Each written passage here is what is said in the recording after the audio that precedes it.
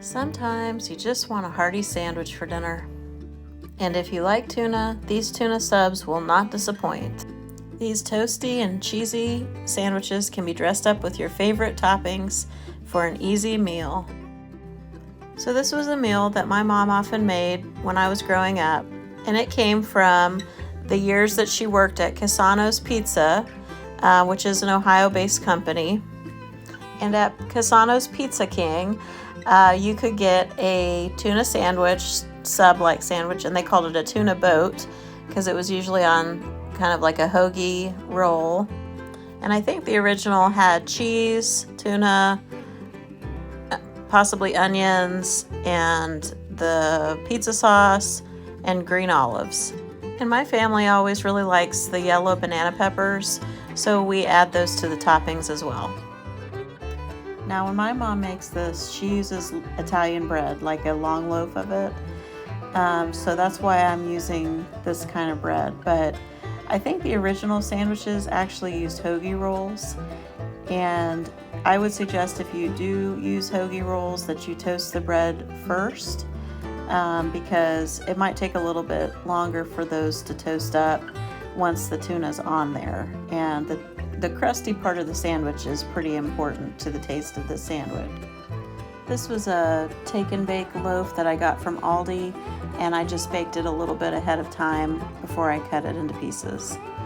Another hint is that if you don't want a messy sandwich, sometimes it helps to take a little bit of the bread out of the middle or push it down a little bit so that there's room for that tuna to sit. I didn't do that. I'm not really worried about my sandwich being messy. I can eat it with a fork. But if you want it to stay together and not fall apart, that is a good tip. Now there's some folks in my family that would not eat this sandwich without green olives on it. But I have tried and tried over the years to like green olives, and I just don't. I don't think I ever will.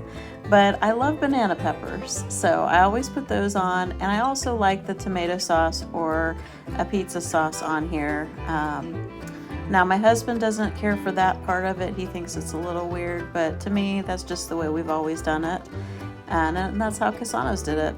So he likes his kind of plain, and sometimes with banana peppers, sometimes with sweet onion. Just depends on what the mood is for the day.